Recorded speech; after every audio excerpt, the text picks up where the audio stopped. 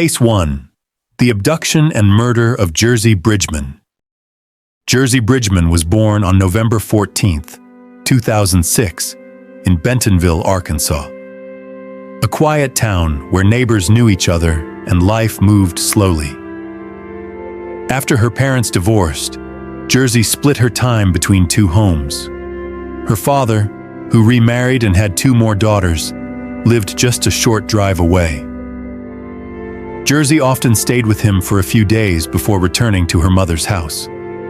By 2012, 5-year-old Jersey was living with her mom and younger sister in a new home in the same town. The girls quickly made friends with other kids in the neighborhood. Her mother's best friend lived just a few yards away, and their families were so close. They felt like one extended household.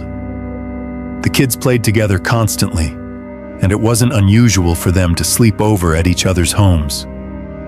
On the night of November 19th, just 5 days after Jersey's birthday, her mother went to work her regular evening shift at a local supermarket. When neither parent was available to watch the girls, she often left them with her best friend, who was more than happy to help, especially since their kids were close. That night was no different. After finishing her shift around 11:30 p.m., Jersey's mom picked up her daughters and brought them home. Jersey went straight to bed. Her younger sister, however, wanted to sleep with their mom, who took her to her own room. At 6:30 the next morning, Jersey's mom woke up and went to get her daughter ready for school. But Jersey was gone. She searched the house, checked under beds and in closets, but there was no sign of her. In a panic, she called her own mother, who suggested Jersey might be hiding, playing a game. Still, Jersey was nowhere to be found. Stepping outside, the mother spotted her best friend sitting on her front porch. Hoping Jersey might have slipped out early to play, she asked if the child was there, but the friend hadn't seen her. She quickly joined the search. They canvassed the neighborhood and checked inside both homes, but Jersey had vanished. Her mother, now frantic, called the police. Officers arrived within minutes and began a full search of the house, then got permission to inspect the friend's property. Other officers scoured nearby streets and yards. Then they noticed something. The door to an empty house next door was slightly open. It was a small, vacant home, unoccupied. Officers called in for a search warrant, which a judge approved quickly. Room by room, they moved through the dark, empty structure. It wasn't until one officer opened a closet door in the bedroom that the horror came into full view. Inside was Jersey's body. She was unclothed. She had been strangled. It was immediately clear she was gone. Medical examiners took over. Jersey's body was sent for autopsy, and detectives launched a full investigation into what had happened during those early morning hours. Jersey's mother told police that she had left the front door unlocked that night, something she often did since her boyfriend worked overnight and didn't have a key. It was easier to leave the door open than risk waking the family. She said her boyfriend hadn't come over that night, but police began to scrutinize him closely. He had a good relationship with Jersey. He was kind to both girls, spent time with them, and was trusted. As detectives examined his alibi, another disturbing thread surfaced. Nearly a year earlier, in December 2011, Jersey had been staying at her father's house. He and his new wife had custody for the weekend, and a friend of the family was visiting. That guest heard crying behind a bedroom door. When she opened it, she found Jersey, tied to a dresser with a dog collar secured around her leg. The room was filthy, scattered with trash and dirty clothes. The guest immediately freed the girl and called police. It was only the beginning of a dark history that would unravel in the wake of Jersey's death. Don't forget to subscribe to our channel. Your support means a lot to us and helps us grow. A huge thank you to everyone who's been watching. Soon after discovering Jersey's body, police turned their attention to her immediate family. The girl's father and stepmother were arrested quickly after a disturbing past came to light. During questioning, they claimed they had tied Jersey to a dresser at night to keep her safe, explaining that she was a sleepwalker who might access medications or leave the house. When asked why they didn't use child gates, her father said they couldn't afford them. But investigators learned he had been using drugs and had no job, despite having 2 other children at home. Then Jersey spoke up. She told investigators the truth. She had once snuck into the kitchen for pie and snacks without permission. As punishment, her father and stepmother began tying her up at night.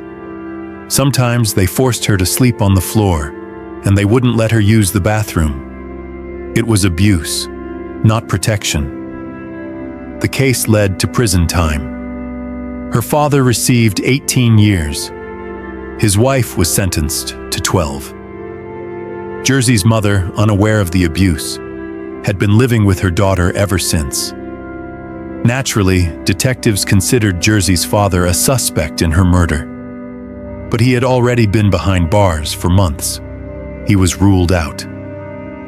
Police next turned their focus to registered sex offenders in the area. All were questioned and provided alibis. One by one, they were cleared. Around this time, the medical examiner released the preliminary autopsy results. Jersey had been strangled. There were signs of sexual assault. Forensic teams recovered a biological sample from the perpetrator and sent it for DNA testing. Detectives looked closely at Jersey's mother's boyfriend. He said he'd been working a late-night shift at a nearby store. Security footage confirmed his story, but he had taken a break during that shift, and the store was only minutes from Jersey's home. It was possible he could have left and returned without being noticed. Yet his co-workers insisted he had never left the premises. Investigators, finding no contradictions in his timeline, ruled him out.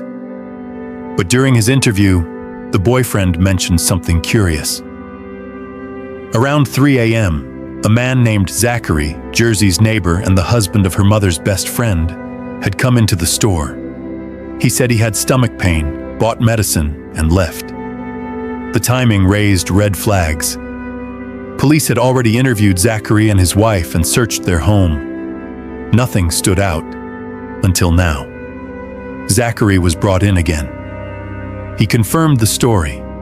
He said he woke in the night with stomach pain and, finding no medication at home, walked to the store. After returning, he eventually fell back asleep and got up around 6:30 a.m. to get his son ready for school. He cooperated fully. He gave officers a DNA sample, his fingerprints, and the clothes he wore that night. Zachary insisted he would never hurt Jersey. While waiting for the lab results, detectives dug into his past. Zachary's record was long, but mostly non-violent, involving minor offenses. What stood out more was his history of abuse. Reports showed that he had endured years of mistreatment at the hands of his stepfather, biological mother, and brother.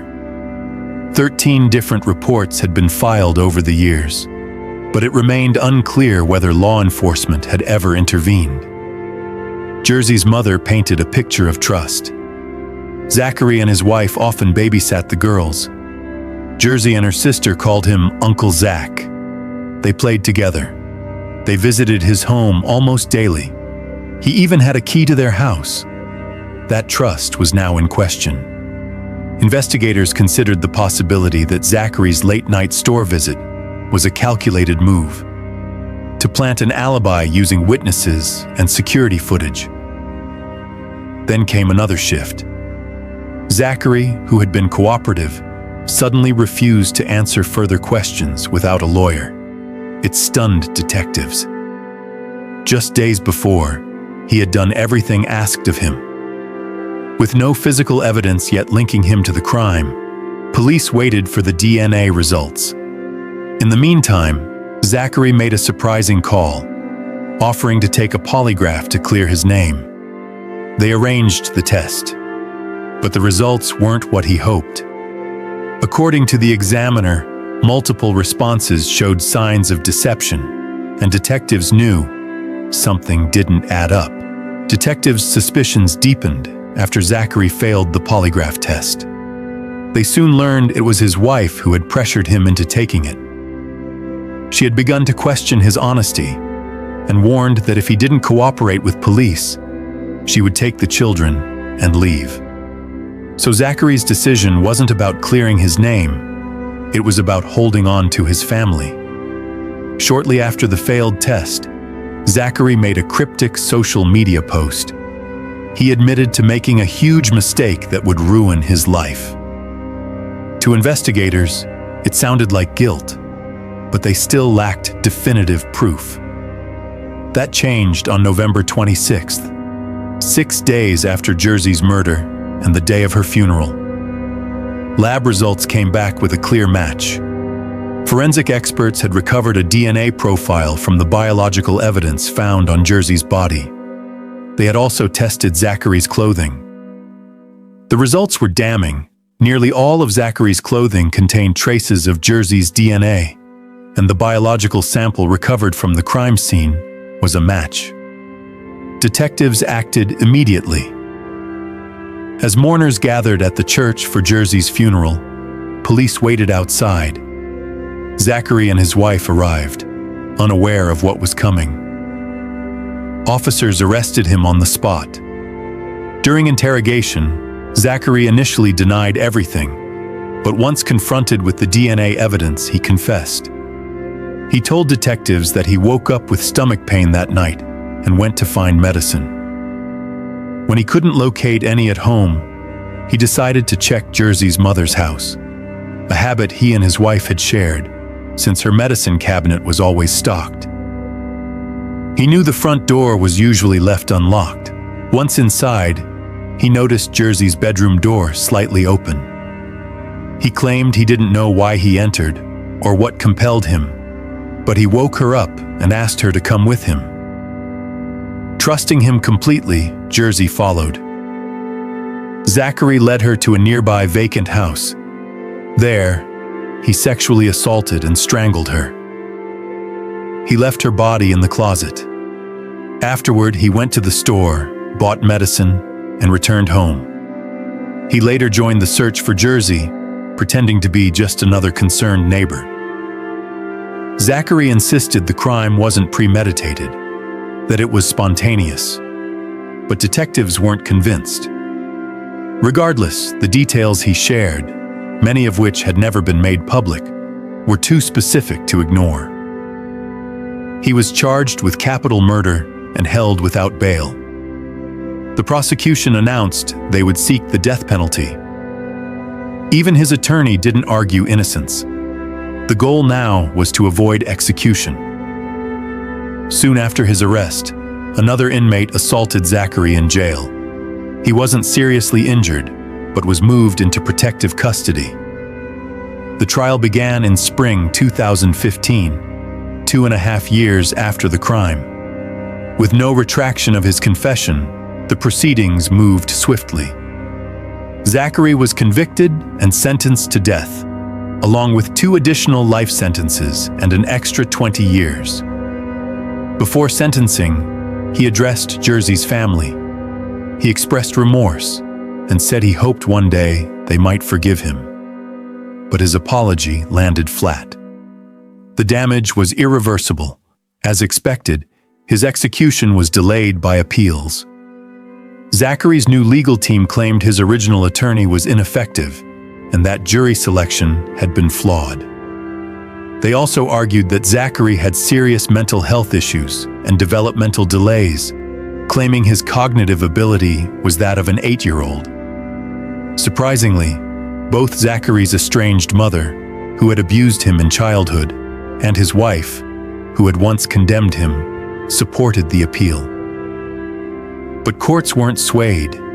Independent experts determined that while Zachary had developmental challenges, he fully understood his actions and the gravity of his crime. As of early 2024, Zachary remains on death row. His legal team continues to push for a reduced sentence, but nothing has changed. The court has rejected every attempt to overturn his conviction. Meanwhile, Jersey's mother found a way to rebuild. She married the man she had been dating at the time of the tragedy, and together they had a daughter. Still, she carries the pain that this child will never know her big sister, never hear her laugh or see her smile. And for a town that once felt like family, Jersey's loss remains an open wound. Share your thoughts on this story in the comment section. And don't forget to hit the like button and subscribe if you enjoyed this video. Thank you for watching. Case 2. The Kidnapping and Murder of Summer Cook. Summer Cook was born on December 31st, 1985, in the quiet town of Logan, Ohio. Raised in a large, devout Christian family, she spent much of her childhood at church. Known for her warmth and honesty, Summer made friends easily. In school, she stayed busy with ballet, jazz band, and theater.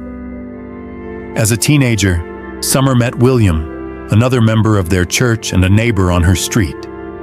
The two started dating and eventually married. Together, they had 3 children, 2 daughters and a son. They settled near William's parents, who helped care for the children.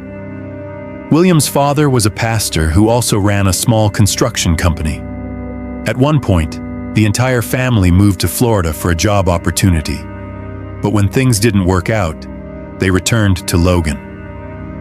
In 2010, Summer filed for divorce. She moved back in with her parents and was granted full custody of the children. Despite the split, William and his family remained involved in the kids' lives, living just down the street. By the spring of 2011, 25-year-old Summer was raising her 3 young children, then ages 5, 3, and 2. While working part-time as a cleaner at a local bank. It wasn't a glamorous job, but it paid the bills. With dreams of a better future, she planned to go back to school and find more stable work. Around that time, she also began dating Adam, a local handyman. On the evening of March 22nd, Summer headed to her usual shift at the bank, scheduled to end around 11:20 p.m. Before finishing, she exchanged a few texts with Adam. Then, suddenly, she stopped replying. At first, Adam assumed she was just wrapping up her shift, but when calls went unanswered, he grew uneasy. Concerned, he walked to the bank to check on her. Her car was still in the parking lot. That alone was strange. Summer never stayed late without telling someone. Around back, near the dumpster, Adam spotted something troubling: her iPod, car keys, and the battery from her phone. Alarmed, he called Summer's parents, who confirmed she hadn't come home. They rushed to the scene. After recognizing the items as hers, the family immediately contacted police. But they were shocked to learn that someone had already reported a disturbing incident, just half an hour earlier. 2 women out for a late-night jog had passed by the bank and witnessed something terrifying. A woman being forced into a car by 2 people wearing black ski masks. She struggled, trying to escape, but couldn't break free. A passerby tried to intervene, but a woman stepped out of the car, pepper sprayed him, and jumped back into the driver's seat. The car sped off with the victim. The joggers ran straight to the police station, which was only a few blocks away, and reported the abduction in person. But instead of springing into action, officers met their story with disbelief. They accused the women of making it up. When the witnesses urged them to go to the bank and investigate, officers dismissed their concerns, saying they were busy conducting traffic stops. Frustrated, The women walked home, got in a car, and drove back to the bank 20 minutes later. Still, no sign of police. They waited. Nearly an hour after the first report, officers finally arrived, but with little urgency. When the husband of one of the joggers demanded that they take the case seriously, officers responded with aggression. Eventually, the situation began to shift. Police confirmed that the woman likely abducted was Summer Cook. Witnesses described the vehicle used in the kidnapping, a white sedan. An alert was issued, and detectives began contacting Summer's family. They needed to know who would want to hurt her and why. Don't forget to subscribe to our channel. Your support means a lot to us and helps us grow. A huge thank you to everyone who's been watching. As investigators dug into Summer Cook's past, they quickly turned their attention to her ex-husband, William. According to her parents, the marriage had been troubled from the beginning, and what Summer had once thought was a religiously grounded union soon became a life of control and fear. William, who viewed himself as deeply devout, demanded complete submission from his wife. He controlled who she spoke to, who she saw, and even whether she could go to bed. Dinner was expected to be ready the moment he walked in the door. The house had to be immaculate. Nothing less was acceptable. But his demands went far beyond traditional roles. He openly told Summer that he wanted to take a second wife, despite polygamy being illegal. He claimed his religious beliefs allowed it, and began searching online for women willing to join the marriage. At the same time, he pressured Summer to give him 9 more children, on top of the 3 they already had. As time passed, his behavior escalated. He took away Summer's phone and car keys. He wouldn't let her leave the house alone. Every move she made was monitored. Eventually, she'd had enough. In 2010, Summer filed for divorce. William and his parents were enraged. He threatened her, saying he'd hurt her if she took the children away. Then, when he found out she was dating someone new, Adam, the threats became more aggressive. William had known Adam before. When he saw a photo of Adam with Summer and the kids on social media, it sent him into a tailspin. He resumed his fight for custody in court, but the threats backfired. The judge sided with Summer, awarding her full custody. William's parents didn't take the decision quietly. They flooded police with false reports, accusing Adam of mistreating the children. Investigators found no evidence to support the claims, but the accusations kept coming. It was clear they were trying anything to regain custody of the children. Then, another layer of deception surfaced. A year earlier, William's father had launched his own church and formed a non-profit to help the homeless. The pitch was ambitious. He wanted to build affordable housing and raise funds by selling lottery tickets. He collected several $100,000, but the homes were never built. The donors never got their money back, and William's father never offered an explanation. Around the same time, he lost his license as a priest, though the reason was never made public. Just months before Summer's disappearance, the family suffered another setback. They were evicted from their home. While they were still living there, Summer went back one day to retrieve the last of her belongings. She brought Adam to help and asked the police to send an officer. She didn't trust William's family to stay calm. Her instincts were right. The moment they arrived, William's father confronted them and demanded Adam leave the property. Even with a police officer standing by, he threatened to shoot and beat Adam. When the officer intervened, William's father snapped. He lunged and tried to tackle the officer. He was arrested and later given a suspended sentence. As investigators pieced things together, more disturbing details emerged. William's mother had struggled with infertility after William was born and had formed an intense attachment to her grandchildren. She often treated them as if they were her own and told people that if anything ever happened to William and Summer, she would raise the children herself. Then came one of the most heartbreaking discoveries. Summer's parents handed investigators her personal journal. Inside, she had documented years of control and abuse. She described how William dominated every part of her life, how she lived under constant pressure, and how she felt like a prisoner in her own home. Her words painted a picture of emotional suffocation, fear, and desperation. Armed with this information, police paid a visit to William and his parents, who were now living together in a new home. There, investigators noticed something else. Parked in the driveway was a white sedan, matching the exact make and model described by witnesses on the night Summer vanished. The circle was tightening. The day after Summer Cook vanished, investigators arrived at the home of her ex-husband, William. He claimed he had nothing to do with her disappearance.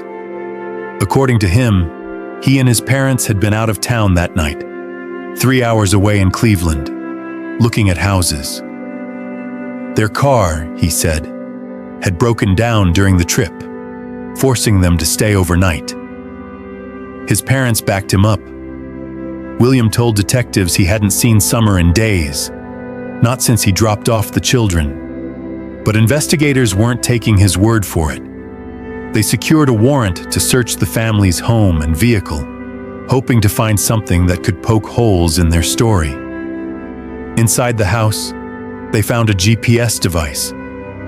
When they pulled the data, something immediately stood out. The GPS had been shut off at 5:30 p.m. on the night Summer went missing, just before the abduction, and wasn't turned back on until 7:30 the next morning. Even more telling, the last recorded location before the shutdown wasn't Cleveland.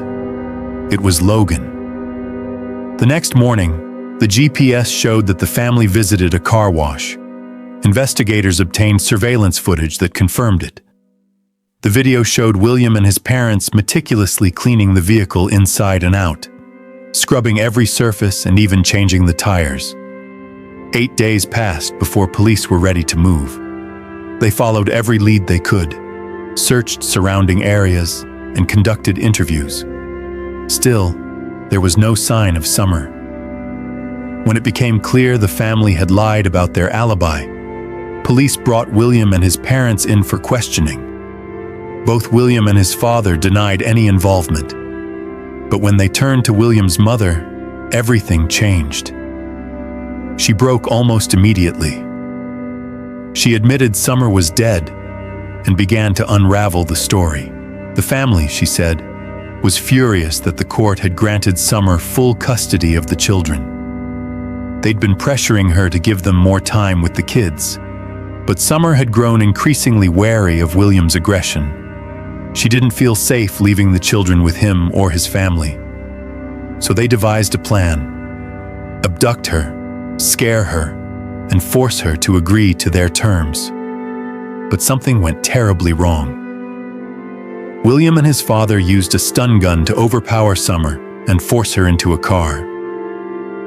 William tied her wrists with zip ties, then added another one around her neck, but she began struggling to breathe.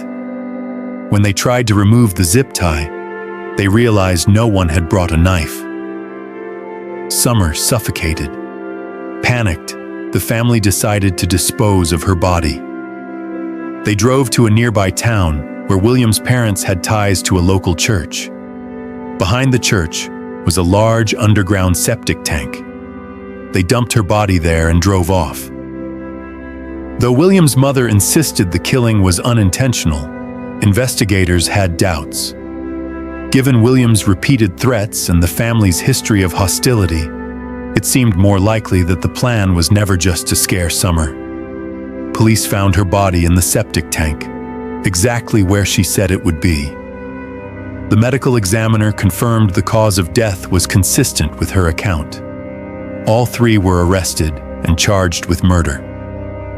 For Summer's family, it was a devastating end, and to the community, the most painful part was the possibility that it didn't have to happen. The police had been alerted just minutes after the abduction. Witnesses provided detailed descriptions of the suspects and their vehicle, yet no officers responded for over an hour.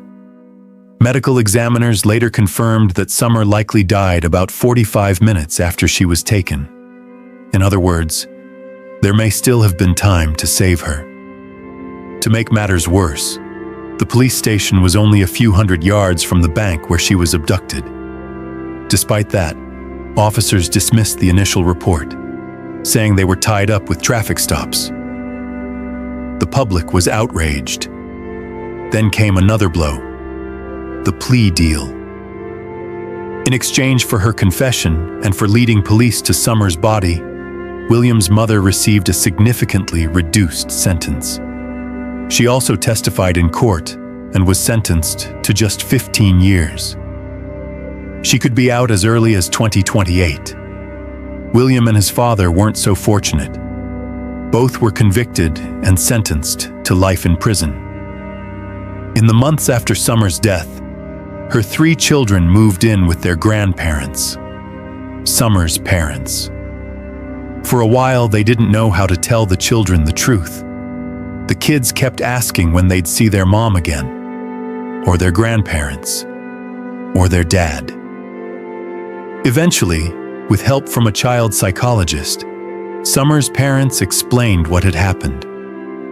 They worried the oldest child might hear about the case at school, especially since the story had spread through the small town of Logan.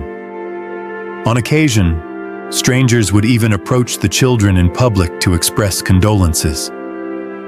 Concerned for their emotional safety, Summer's parents considered changing the children's last names to protect them from a future forever tied to this tragedy. Today, Summer's children are older. The family keeps a low profile. As for William's mother, her release date looms.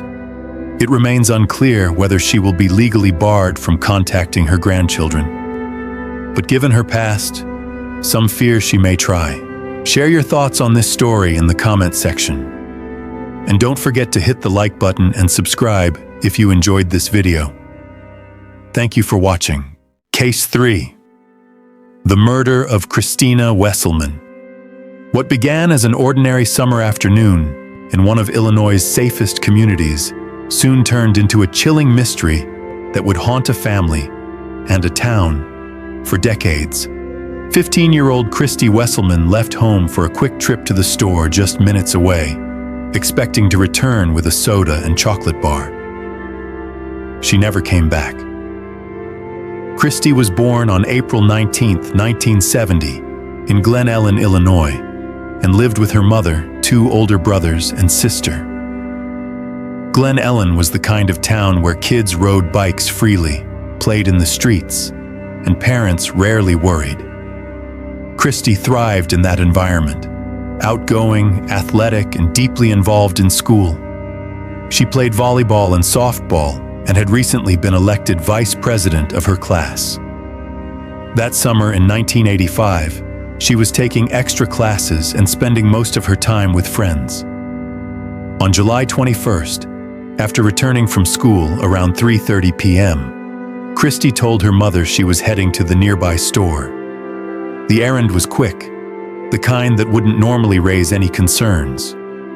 Her mother expected her home in minutes, but as the evening wore on and Christy failed to return, unease began to creep in. Initially, Christy's mom assumed she may have bumped into friends along the way. With no cell phones back then, she had no way of checking in. But as daylight faded, worry turned to fear. She began calling Christy's friends. None had seen her that day. Desperate, she retraced Christy's likely path to the store herself, scanning every sidewalk and side street. But there was no sign of her daughter. By 1:50 a.m., after hours of searching on foot, Christy's mother contacted the police. Officers joined the effort immediately. starting with Christie's last confirmed whereabouts. The store clerk remembered Christie well. He lived nearby and had even babysat her years earlier. He told investigators she'd come in around 4 p.m., bought some candy bars, and left. She hadn't said where she was headed, but he noted she appeared cheerful and nothing about her demeanor raised concern. Other witnesses at the store confirmed her presence, but none could say where she went afterward. Detectives canvassed the area, hoping a friend or passerby had seen Christie, but no one had. The trail was already going cold. As officers continued the search into the early hours of the morning, one detective on the day shift suggested retracing what was likely Christie's route. He hypothesized that, like many local kids, she may have taken a shortcut through a large vacant field between her home and the store. The lot, filled with tall grass, wasn't visible from the road. It was common knowledge among neighborhood kids that the field cut several minutes off the walk. A narrow footpath wound through it, created by years of foot traffic. The detective followed that path, pushing through the overgrown grass, until something caught his eye. There, concealed among the weeds, was the body of a young girl. He recognized her immediately. It was Christie. The area was cordoned off, and forensic experts were called to the scene. But their search for evidence yielded nothing. No personal belongings, no signs of a struggle, no footprints. Whoever had attacked Christie left no obvious trace. The medical examiner determined that Christie had suffered 8 stab wounds. Evidence of sexual assault was also found. Importantly, biological material belonging to the perpetrator was collected. But in 1985, DNA testing was still a nascent technology, rarely used in criminal investigations. The sample was carefully preserved, its significance not yet fully understood. Another detail emerged from Christie's mother. Her daughter had been wearing a pearl ring the day she disappeared, but at the crime scene, it was nowhere to be found. Investigators believed the killer may have taken it, perhaps as a trophy. Police circulated descriptions of the ring and asked local pawn shops to be on alert in case someone attempted to sell it. Despite these efforts, the case quickly went cold. The murder of Christie Wesselman would remain unsolved for decades, until a completely unexpected break brought the truth to light. Don't forget to subscribe to our channel. Your support means a lot to us and helps us grow. A huge thank you to everyone who's been watching. With no physical evidence to build on, investigators turned their attention to finding witnesses who might have seen Christie or her killer near the field where her body was found.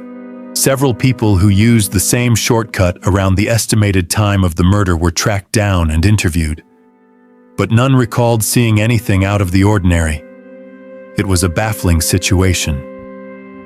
Christie's body had been left just a few yards from the well-worn path, concealed only by the tall summer grass. Yet, despite the proximity, no one saw a thing.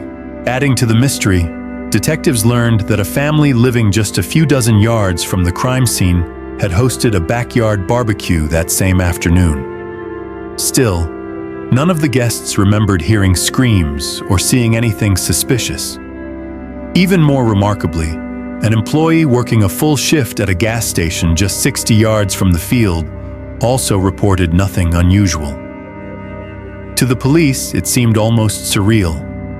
The crime had occurred in a place where people were present, in homes, at work, outdoors, yet no one heard a sound. Investigators theorized that the killer may have followed Christie from the store or encountered her by chance along the path. With quiet precision, he could have coaxed or forced her just a few feet off the trail and committed the murder in near total silence. Another possibility troubled detectives. What if Christie had known her attacker? In a small town where everyone knew one another, It could explain why there were no cries for help. Police began reviewing men in Christie's social circle, hoping a familiar face might hold the key. They also compiled a list of local men with previous violent offenses. A number of suspects were investigated, but none could be linked to the crime. Months passed, then years. Despite an ongoing investigation, every lead ended in disappointment. The case grew cold. Then, in 1988, 3 years after Christie's murder, technology offered a glimmer of hope. DNA analysis was becoming a powerful tool in criminal investigations. Detectives decided to re-interview former suspects and collect DNA samples where possible. Dozens of men willingly provided samples. None of them matched the DNA left behind by Christie's killer. But one man refused. Dana Henry, a 34-year-old who lived near the field where Christie had been found, had been on the police's radar since the beginning. He had denied any involvement, and there had been no evidence linking him to the scene. But now, his refusal to give a DNA sample cast a new shadow over his name. Authorities sought a court order. At the hearing, Henry continued to assert his innocence, but he was found in contempt of court and held in jail for several days. Under pressure, he eventually relented and provided a sample. The results came back. He was not the killer. Despite being cleared by DNA evidence, Dana Henry's life was irreparably damaged. In interviews following his release, Henry described being held in a jail cell without clothing. He said the mounting legal fees, totaling nearly $50,000, forced him to mortgage his home, which he ultimately lost. He also lost something less tangible but equally devastating: his reputation. Friends and family distanced themselves. Suspicion clung to him even after science proved his innocence. Henry filed a lawsuit against the police department, but it gained little traction. In the eyes of many, he remained a man associated with a child's murder. Years later, he would admit to reporters that while he had never been formally charged, the experience had destroyed his life. For another year after Dana Henry was cleared, the case of Christie Wesselman's murder remained frozen in time. Then, in 1989, an unexpected and unsettling twist brought the investigation back into public view. A judge issued a restraining order against a local man named Willis, who had been relentlessly contacting Christie's family with tips about who he believed was responsible for her murder. It had started back in late 1985, just months after the killing. When Willis reached out to the Wesselmans, claiming he had valuable information. Over the next 4 years, he flooded them with supposed leads. But each time police investigated his claims, they were either implausible or entirely irrelevant. Eventually, the family had enough. The constant emotional strain pushed them to file a complaint, and a judge barred Willis from contacting them again. Curious about his obsession, investigators looked into Willis as a potential suspect. But after a thorough review, they found no evidence connecting him to the crime. In 2000, Christie's killer's DNA was officially uploaded into the FBI's Combined DNA Index System, CODIS, offering new hope that a future match could help solve the case. But years passed without a hit. The trail went cold again. Detectives would occasionally revisit the file, follow up on tips, or re-examine old leads, but nothing ever brought them closer to the truth. Then, in 2015, exactly 30 years after Christie was killed, a breakthrough came from the most unexpected of sources. Investigators received a notification from the FBI database. The DNA profile from the Christie Wesselman case had matched a newly uploaded sample. It belonged to a 62-year-old man named Michael Jones, living in the quiet town of Champaign, about 150 miles from Glen Ellen. Jones's DNA had entered the system following a recent arrest for domestic violence. His wife had reported the abuse, triggering his detention. And thanks to an Illinois law passed in 2002, suspects in criminal cases were required to provide DNA samples, regardless of conviction. Ironically, this very law had been championed by the state's attorney from the same county where Christie's murder occurred, in large part because of the frustration surrounding her unsolved case. With the match confirmed, investigators quickly turned their attention to Michael Jones. What shocked detectives was that his name had never once surfaced in the investigation. He wasn't listed as a suspect, witness, or even a peripheral figure. It was as though he had been a ghost, completely invisible to the original team, but his criminal record painted a far darker picture. Jones's first documented offense dated back to the mid-1970s, when he assaulted a woman but faced little to no serious consequences. A year later, he violently attacked another woman and abandoned her in a hospital parking lot. When police issued a warrant, he turned himself in, claiming remorse and mental instability. He told the court he respected the law and needed psychiatric help. However, a court-appointed psychiatrist concluded that Jones was fully aware of his actions. He was sentenced to 10 to 20 years in prison, but ended up serving just 6. By 1983, he was back on the streets, 2 years before Christie's murder. His victim never knew of his early release. When informed later, she stated that had she known, she would have done everything in her power to prevent it. Jones married shortly after his release, but the relationship deteriorated. In 1994, his wife obtained a restraining order, citing an unhealthy interest he had shown in one of her young relatives.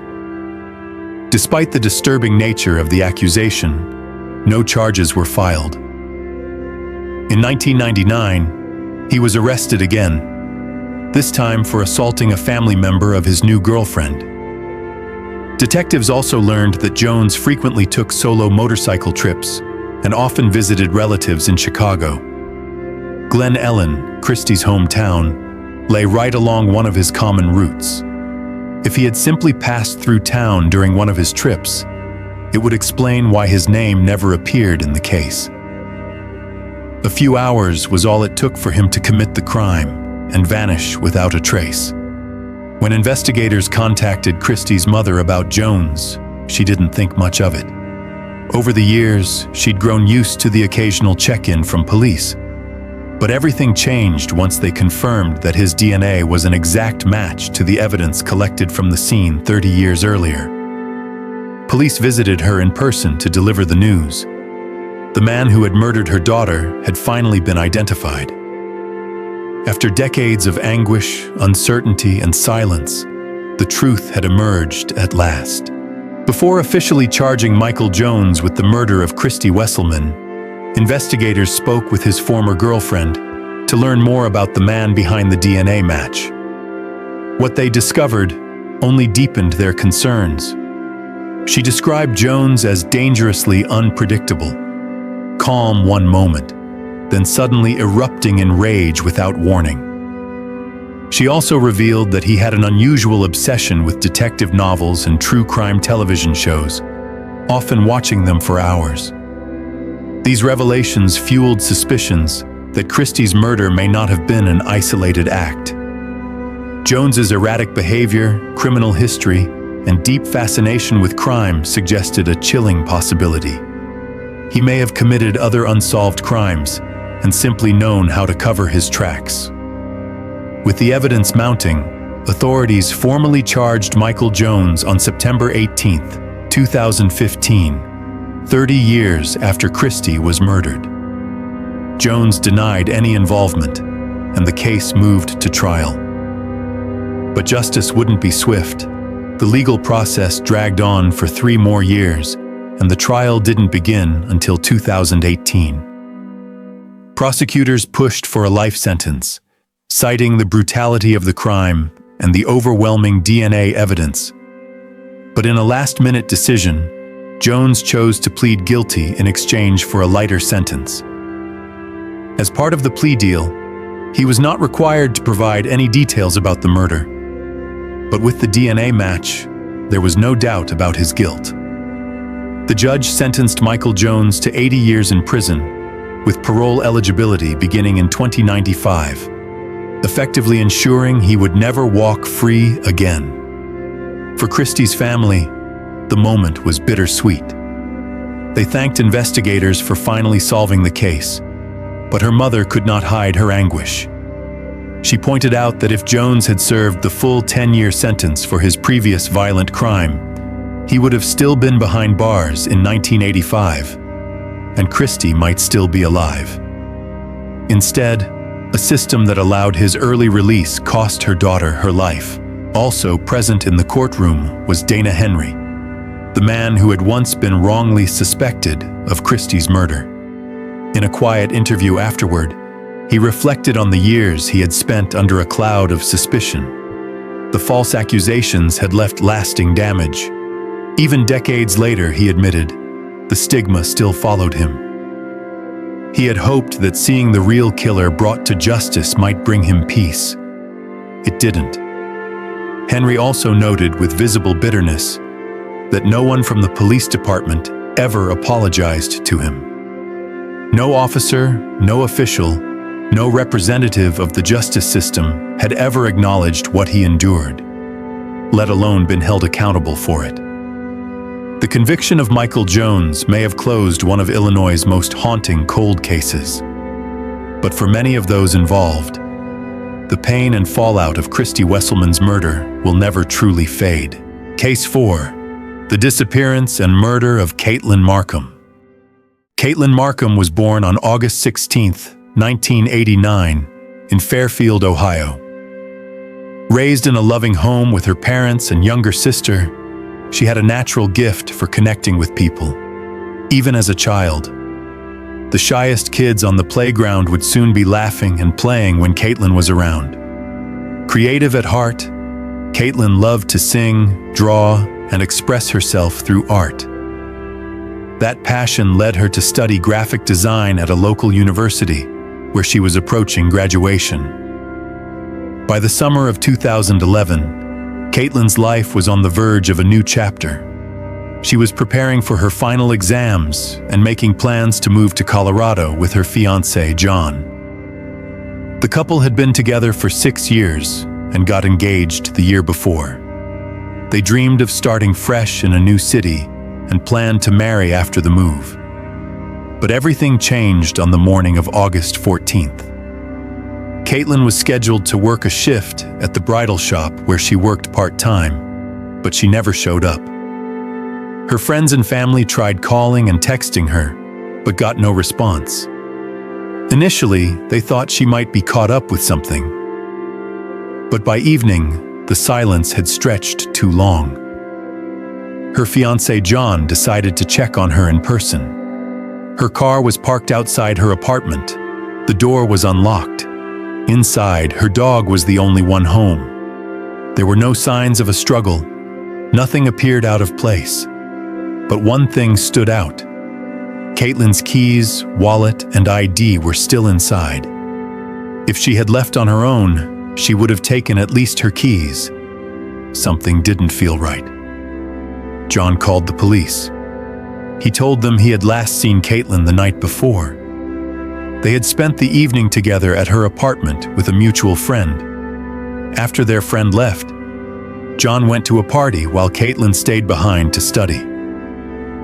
Later that night, they exchanged a few texts, but by morning, she had stopped replying, something that had never happened before. Police began reaching out to her family and friends, but no one had spoken to her since the previous night. Everyone insisted this wasn't like her. She was focused on her exams and excited about her upcoming birthday. Disappearing without a word didn't make sense. With growing suspicion, police launched a formal search. More than 100 volunteers joined in, scouring nearby areas. Flyers with Caitlin's photo were posted across the city.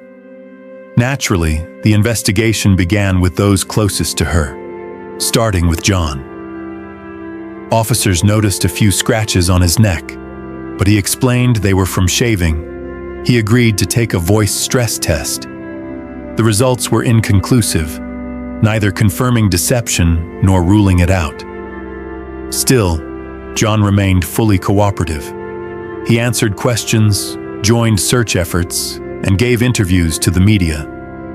Investigators verified his alibi. He had indeed been at a party the night of Caitlin's disappearance, and data from his laptop confirmed that he returned home and watched a movie afterward. Detectives also spoke to the mutual friend who'd been with them that evening. He confirmed Caitlin was quieter than usual, mostly studying. He assumed the stress of exams was weighing on her. John's account checked out, and attention turned elsewhere. A phone warrant revealed Caitlin's phone had been turned off at 12:06 a.m., with no activity since. About half an hour before that, she'd sent John a photo, lining up with his story. Despite a massive effort, no trace of Caitlin was found. Police expanded the search. Volunteers combed forests, rivers, abandoned buildings, anything that might offer a clue. Weeks passed. The media picked up the story, but still, there was nothing. Caitlin Markham had vanished without a trace. Don't forget to subscribe to our channel. Your support means a lot to us and helps us grow. A huge thank you to everyone who's been watching. As the search for Caitlin Markham dragged on, her fiancé John remained visibly involved, helping organize efforts, putting up flyers, and speaking to the press. But as weeks turned into months with no leads, whispers began to circulate. People in town started to suspect John might have been involved in her disappearance. Eventually, those rumors reached him. He addressed the accusations head-on, saying he didn't have time for speculation. His only focus was bringing Caitlin home. The police publicly supported his stance. They confirmed that his alibi checked out. He had consented to searches of his home without a warrant and had fully cooperated throughout the investigation. Still, the suspicion weighed on him. He later shared an incident where, while posting flyers, a woman casually commented that it was usually the boyfriend in these cases, unaware she was speaking to him. Despite months of searching, no trace of Caitlin was found. The official search effort was eventually called off. The investigation continued behind the scenes, with detectives sifting through hundreds of tips from across the country. None led anywhere. The reward for information climbed to $50,000, but the case remained ice cold. Then, nearly a year later, a strange break came from hundreds of miles away.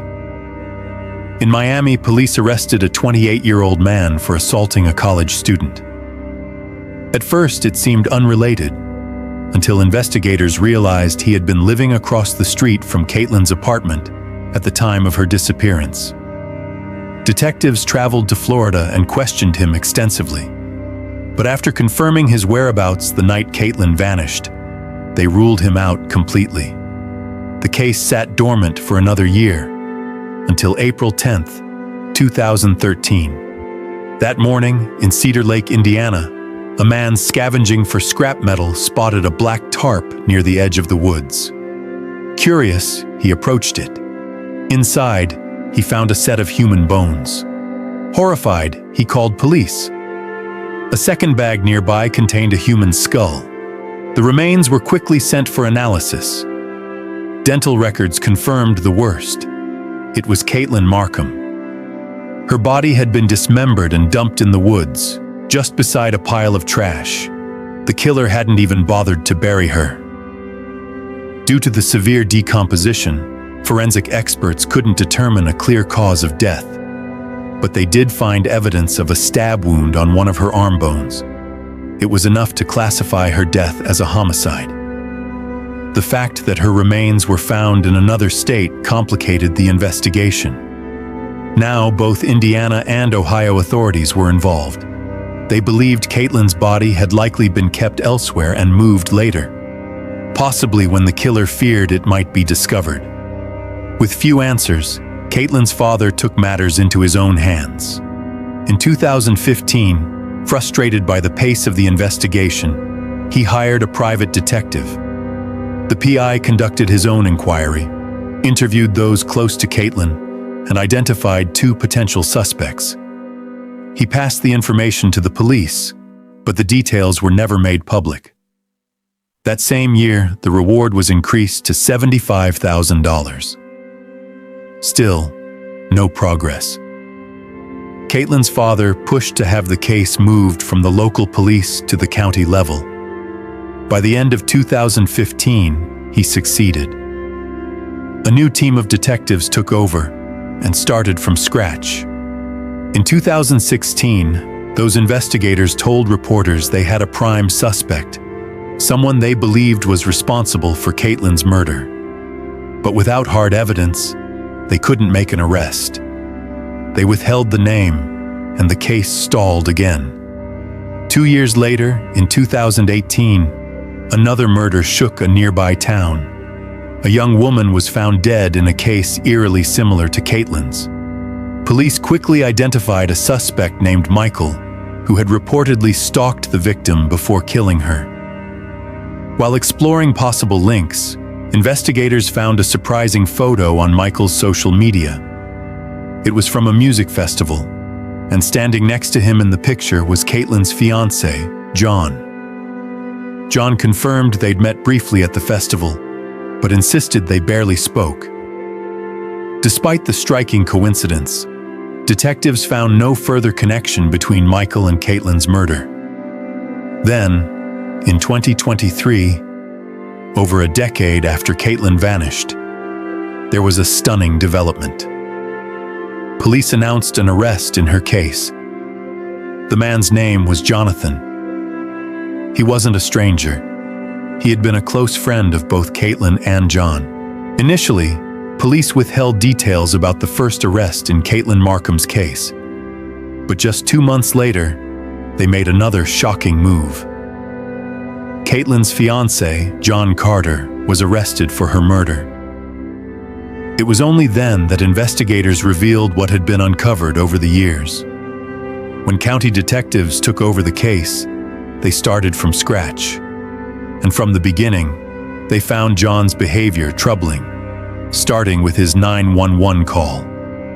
To them, it sounded rehearsed, almost like he was reading from a script. His early statements to officers gave off the same impression. Digging deeper, detectives reviewed recordings of past interviews with Caitlin and John's mutual friends. Many had already shared disturbing concerns back in 2011. According to them, Caitlin had confided that her relationship with John had become rocky. She had considered breaking up with him, citing drug use, aggressive behavior, and a fixation on disturbing adult content. Then came a forgotten detail from witness statements dating back to the night Caitlin vanished. Around 2 a.m., 2 teenagers sneaking out for a party passed by John's mother's home. They saw 2 vehicles approach with headlights off. John exited one, briefly entered the house, and then returned to drive off, with neither car ever turning on its lights. This directly contradicted John's alibi, that he'd been home watching a movie. Investigators later confirmed that the only proof of this alibi was some open tabs on his laptop. There was no confirmation he'd actually been home at all. In fact, witnesses had seen him behaving suspiciously at the exact time Caitlin disappeared. The red flags kept piling up. John's phone had been powered off just 2 minutes before Caitlin's, and stayed off for 15 hours. He had also deleted messages he'd sent to her that night. Early on, he told police she never responded to his usual good morning text. But investigators later discovered he hadn't sent that message in the first place. Neighbors also reported hearing troubling sounds from Caitlin's apartment that night. Arguing, banging, and someone softly repeating the word no. John insisted there was no fight, and oddly, the original investigators never pursued this lead. As detectives re-interviewed Caitlin's friends, another disturbing revelation came to light. One friend said that just months after Caitlin went missing, John confessed romantic feelings for her. She was stunned, especially considering he was still appearing in the media, expressing heartbreak over Caitlin's disappearance. Eventually, police secured a warrant to search John's mother's house. There, they found a black tarp, identical to the one used to wrap Caitlin's remains. Inside John's old room, they also discovered poems written in his handwriting. One stood out, "Deep down, I love her. You have to kill her, but I love her. She has to die." Police also uncovered troubling footage showing John yelling at his current wife while holding their child. He now had a family of his own, but signs of volatility remained. Another critical clue. The wooded area where Caitlin's remains were found lay along a route John often took to his father's farm. He knew that area well. With all this evidence in hand, investigators confronted John. He denied everything. When pressed about the inconsistencies, he calmly said it was all circumstantial, and he wasn't wrong. None of it was definitive proof. Without concrete forensic evidence, prosecutors knew a conviction would be difficult. Still, they had enough to arrest him for providing false statements based on the witness accounts. But there was more. The teenagers who saw John that night noted he wasn't alone. Another car had pulled up with him. Detectives turned their focus to his longtime friend, Jonathan, the same man previously arrested. Jonathan had also appeared in that same group photo from the music festival, standing beside John and a convicted killer. Re-examining Jonathan's interviews, detectives decided to arrest him too, also for false statements. They didn't release many details at the time, but just 2 months later, they brought charges against John himself. Yet, the case remained fragile. The detectives hoped Jonathan might crack and confess. They believed someone had helped John dispose of Caitlin's body, and Jonathan was the likely accomplice. But both men denied any involvement. John eventually posted a $1 million bond and was released pending trial. The case, though finally moving forward, was still hanging by a thread. Faced with a weak case and fearing that a jury would acquit John Carter, prosecutors made a bold move. They offered him a plea deal, reduced the charge to third-degree murder in exchange for a confession. John accepted. In June 2024, he stood before a judge and pleaded guilty. Under the terms of the deal, he wasn't required to explain what happened that night, and he didn't. He offered no details, no apology. The judge handed down the maximum sentence allowed under Ohio law for third-degree murder, 3 years in prison. The public reaction was explosive. Outrage spread nationwide. But legally, the judge's hands were tied. Without the plea, John likely would have walked free. There was no physical evidence for a first-degree murder conviction, just suspicion and circumstantial clues. Jonathan, John's longtime friend, walked away as well. All charges against him were dropped for the same reason: no evidence linking him to the disposal of Caitlin's body. For Caitlin's father, the sentence was secondary.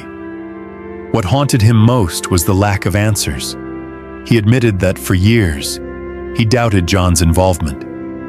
The man had hugged him at Caitlin's funeral, stayed in touch, grieved with the family, and yet, he was the one responsible all along. Soon after John entered prison, a new twist surfaced. His cellmate contacted police and claimed John had confessed. According to the inmate, the murder began with a heated argument. John lost control, strangled Caitlin, panicked, and considered calling the police. He even thought about staging the scene to look like a suicide, but ultimately decided to hide her body. Detectives were skeptical. The story fit the timeline and known facts a little too well. They suspected John may have crafted a believable tale. Whether or not it was true remained unclear. Some investigators believed this wasn't a crime of passion, but premeditated. One detective described John as a textbook psychopath. In his words, out of all the criminals he'd interviewed, John was different, colder, calculated. Regardless, the sentence couldn't be changed. John Carter will walk free in 2027 at age 39. For Caitlin's parents, closure remains out of reach. Even if John confessed in full, they admitted they might never believe him. All they can do now is wait and watch, as the man who took their daughter's life prepares to re-enter society. Meanwhile, police continue to investigate possible connections between John, Jonathan, and the convicted murderer from that 2018 case. Some detectives believe the trio may have shared more than just social circles, perhaps something darker, but so far no proof has surfaced. Not yet. Be sure to let us know what you think of the story in the comments below. And if you like this video, smash the like button and don't forget to subscribe. A playlist is going to pop up right now with more videos you'll love. See you guys next time. Case 5. The abduction and murder of Holly Bobo. Holly Lynn Bobo was born on October 12, 1990, in Darden, Tennessee. A tiny, quiet town with only a few hundred residents. Surrounded by forests and creeks, Darden was a close-knit place where life moved slowly. Holly lived there with her parents and older brother, and the family spent much of their free time outdoors, hiking, fishing, and swimming in the local streams. Holly had a love for singing and was an active member of her church. After graduating high school, she decided to pursue nursing and enrolled at the University of Tennessee's nearby campus.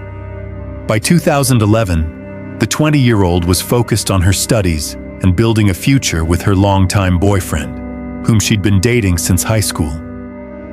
She still lived at home. Her university was only a short drive away, and the house, built by her father, held deep meaning for the family. There was no reason to move out just yet. On the morning of April 13th, 2011, Holly was up by 4:30 a.m. to get ready for class. A few hours later, her parents left for work, while her brother was still asleep in his room. Around 7:30 a.m., her boyfriend called to let her know he'd be hunting that day on land owned by Holly's grandmother. They spoke briefly, and Holly mentioned she'd be leaving for class soon. Not long after, a neighbor preparing to leave for work heard a piercing scream coming from the direction of the Bobo house.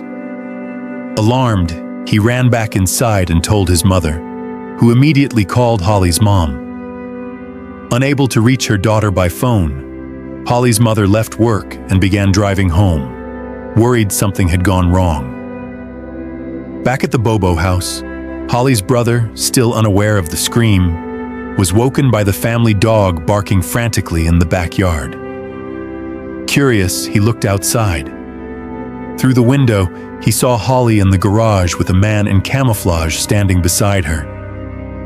The man's face wasn't visible, and assuming it was her boyfriend, he didn't think much of it. After all, he knew about the hunting plans. But something felt off. Holly's voice sounded strained, like she was upset.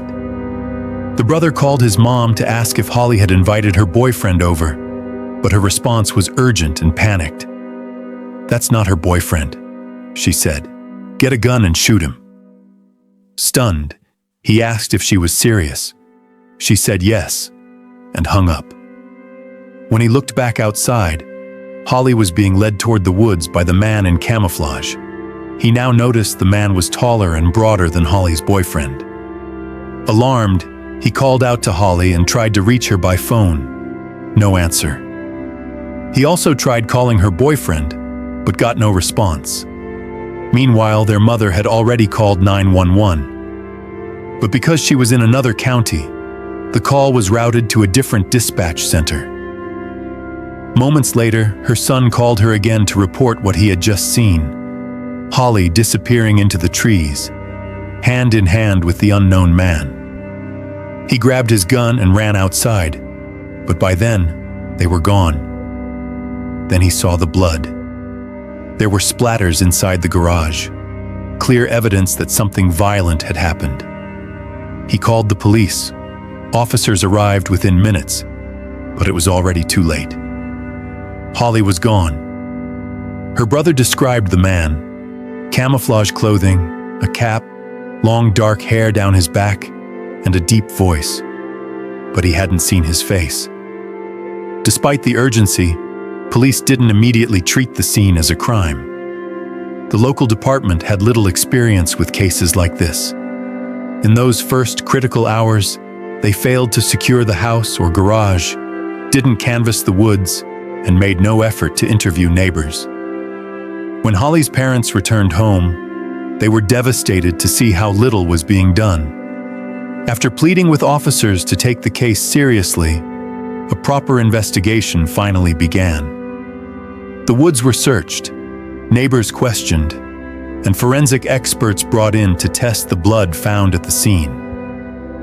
Investigators quickly confirmed that Holly's boyfriend wasn't involved. He didn't match the man's appearance, and his alibi checked out. He had indeed been out hunting at the time Holly vanished. But Holly was still missing. Don't forget to subscribe to our channel. Your support means a lot to us and helps us grow. A huge thank you to everyone who's been watching. With no trace of Holly Bobo in the woods, investigators turned to her phone records. GPS data revealed that her phone had traveled north for about 30 minutes before reversing course.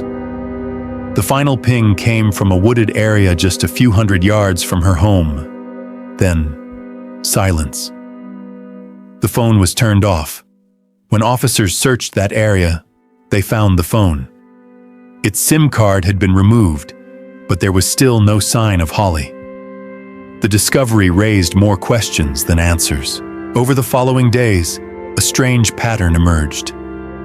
Holly's belongings began to appear across the town. Her lunch container on a roadside, a receipt bearing her name, her school ID. One item at a time, scattered in random places. Whether Holly had dropped them or her abductor was deliberately leaving a trail, no one knew. Desperate for leads, investigators began reviewing the local registry of known offenders. Their attention soon focused on a man named Terry, an individual with multiple assault charges and a disturbing pattern. His past victims bore a strong resemblance to Holly, both in age and appearance. He also matched the description given by Holly's brother: tall, broad, wearing camouflage.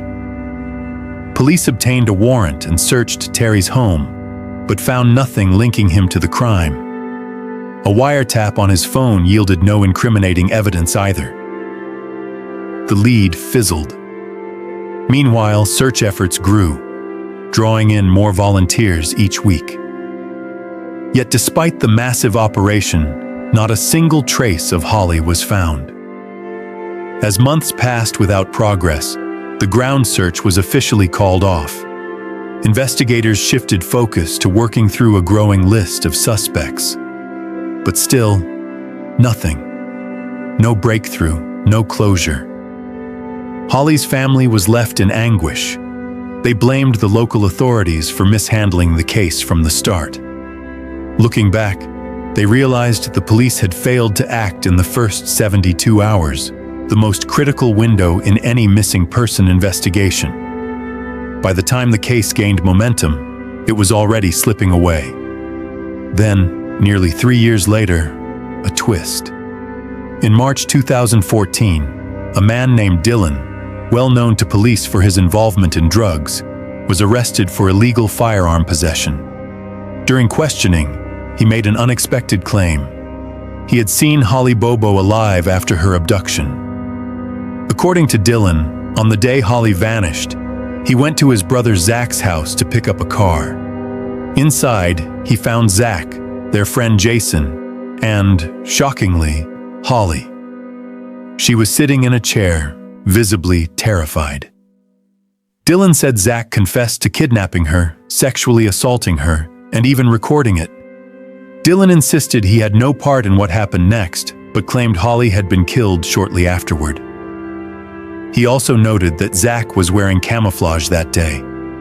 Police brought in Zach and Jason for questioning. Both denied everything.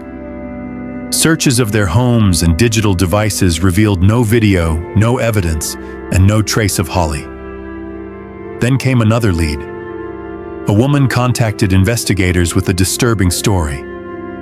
She said she had once lived with a man named Jeffrey. One day, Jeffrey showed her a video of a man sexually assaulting a young woman. He told her it was Holly Bobo, and that the man in the footage was Zach. According to her, the recording had been filmed by Jeffrey's own brother, Mark. Police arranged for the woman to call Jeffrey while they recorded the conversation. During the call, she brought up the video. His responses convinced detectives that he had, in fact, shown it to her. Jeffrey and Mark were both arrested soon after, but once in custody, they denied everything. When confronted with the recording of the phone call, Jeffrey offered an explanation. He misunderstood the question. His ex-wife's name was also Holly, he claimed. Perhaps that was the confusion. Police searched their homes and seized their electronics, but again, found nothing. No video. No connection to the other suspects. With no physical evidence and only hearsay to rely on, prosecutors had no choice but to release them. And once again, the case slipped back into silence. As investigators worked to map the connections between Zach and the other suspects, a new name surfaced. Shane. Phone records showed he had been in contact with Zach on the day Holly vanished. Suspecting Shane may have helped dispose of the body, detectives brought him in for questioning. During the interrogation, Shane admitted he knew where Holly's remains were hidden. In exchange for full immunity, he agreed to lead investigators to her body and testify against those involved. But when the time came, he couldn't locate the site. The deal was revoked. Then, in September 2014, an unexpected discovery changed everything. A group of hunters, trekking through the woods about 19 miles from Holly's home, stumbled across a large bucket hidden in the brush. One man flipped it over and found a human skull inside. Forensic teams arrived quickly. Partial remains were recovered and sent to the lab. Investigators immediately suspected they belonged to Holly, and dental records soon confirmed it. She had been out in the woods for 3 years, making it nearly impossible to reconstruct what had happened. But one detail was clear: a bullet hole in the skull. Holly Bobo had been murdered. With the case now officially classified as a homicide, detectives circled back to their main suspects: Zach, his brother Dylan, their friend Jason, and Shane. They started with Jason. Brought in for questioning, he denied everything, until police warned him he could be facing life in prison. At that point, Jason agreed to talk. According to his confession, he had gone to Zach's house that day to buy drugs. Zach, Dylan, and Shane were all there. Jason claimed they told him Holly was already dead and that they needed help getting rid of the body. Zach opened the trunk to reveal Holly wrapped in a blanket. Jason said that while Shane burned Holly's belongings in a barrel, Zach and Jason drove to the Tennessee River Bridge to dispose of the body. But when they pulled her from the trunk, they realized Holly was still alive. Zach shot her on the spot. Fearing someone may have heard the gunfire, Zach loaded the body back into the car and drove away, dropping Jason off along the way. Later, he told Jason he had hidden the body in the woods, though not in the same location where she was eventually found. Jason's story about the abduction raised even more questions. He claimed the three men had originally gone to Holly's brother's house to teach him how to make illegal substances. While there, they ran into Holly. She got angry, yelled at them to leave, and threatened to report them. That's when they decided to abduct her. But the details didn't add up. Holly's brother denied ever discussing anything illegal with them. And when he saw Holly being led into the woods, he saw only one man, not three, and that man matched Shane's description, not Zach's. Jason also said the group took Holly to an old barn owned by Shane's grandmother, where she was assaulted. That detail hit a chilling note. Some of Holly's personal items, including a check and her school ID, had been found less than 100 yards from Shane's house. Police gathered additional circumstantial evidence against Zach and his brother. Several neighbors reported seeing a white pickup truck speeding away from Holly's house around the time of her abduction. Zach drove a similar vehicle. Surveillance footage also placed his truck near the Bobo property. Zach's ex-girlfriend told police he had once threatened her, saying, "I'll tie you up like Holly and no one will ever see you again." Multiple witnesses later came forward to say Zach had either hinted at or directly confessed to being involved in Holly's disappearance. Detectives also uncovered threats Zach had made to his own brother. At one point, he warned Dylan that if he cooperated with police, he'd end up in a hole right next to Holly. One more tip came from a local resident who claimed that, after Holly's murder, Shane and Zach had offered him a gun in exchange for illegal substances. He took the deal and later threw the gun into a nearby body of water. Police recovered the weapon, but it held no fingerprints or DNA to tie it to the crime. As prosecutors prepared for trial, another shocking development halted their momentum. Shane, who had once claimed to know where Holly's remains were buried, was found dead in a hotel room. Authorities ruled it a suicide.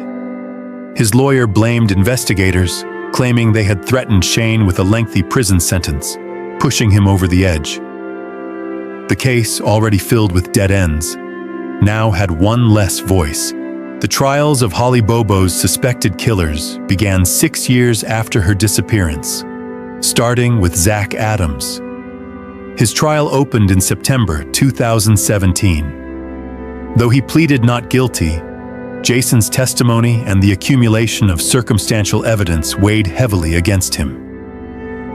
After several weeks of testimony, the jury returned a verdict: guilty of murder. Zach was sentenced to life in prison, plus 2 additional 25-year terms for kidnapping and assault. The following January, Dylan Adams faced trial. He opted for a plea deal, admitting to aiding in Holly's kidnapping and murder. The deal didn't require him to testify or offer specific details, but he was sentenced to 35 years with no possibility of parole. Jason, who had cooperated with authorities, received a significantly lighter sentence, 8 years with the possibility of early release. With all 3 men behind bars, the case was officially closed. But unanswered questions lingered. No hard evidence ever connected the suspects to the abduction. No fingerprints, no DNA, nothing to prove Holly had ever been in Zach's car or home. The entire case rested on testimony and circumstance. Defense attorneys claimed the story was built on lies, coerced confessions, and desperation. They argued that police pressured Dylan into making a false statement, then used the same tactics on Jason. And the inconsistencies between their stories didn't help.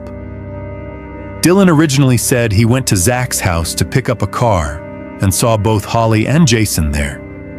But Jason claimed he arrived after Holly's body had already been placed in the trunk and accused Dylan of being part of the abduction. Another detail complicated the case further. Holly's brother had described the man who led her into the woods.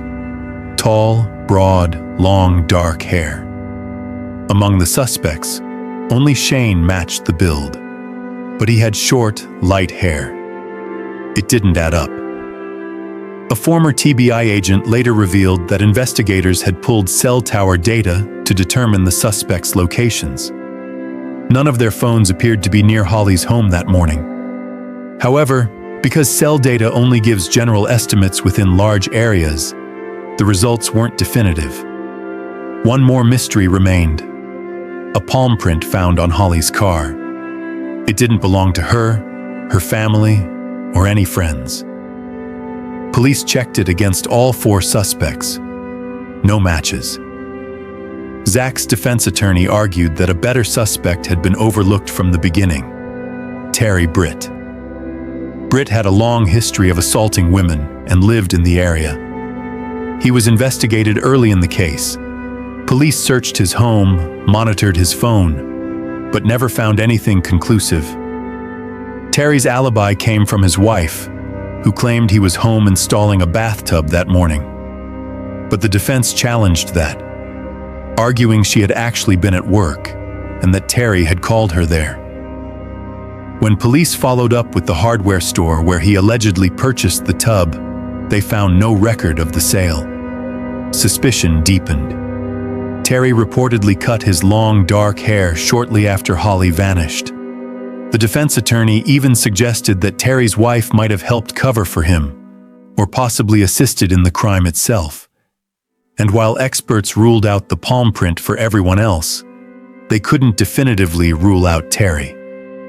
It remained a possible, but unconfirmed, match. Despite these doubts, the prosecution stood firm. The suspects, they argued, were guilty beyond a reasonable doubt. Too many factors pointed in their direction. Jason served just 3 years before being released on early parole. But only months later, he was arrested again, this time on weapons charges. While awaiting trial, he made a startling statement. In early 2024, Jason recanted his entire testimony. He claimed he had never seen Holly that day. He had fabricated the story to avoid a life sentence, striking a deal with prosecutors out of fear. Zach Adams quickly filed a motion for a new trial. But in September 2024, the judge denied it. Jason's reversal, the court said, wasn't enough to override the other evidence presented at trial. There was another wrinkle. Jason's recantation came just weeks before his sentencing on the weapons charge. A month before the judge ruled on Zach's appeal, Jason was handed a 19-year prison sentence. The timing raised eyebrows. Was he trying to sway the court and lighten his own punishment? Today, all 3 men remain behind bars. Unless new, concrete evidence surfaces, something stronger than retracted statements or speculation, a retrial remains out of reach. And for now, prosecutors continue to insist they got the right men. Share your thoughts on this story in the comment section. And don't forget to hit the like button and subscribe if you enjoyed this video. Thank you for watching.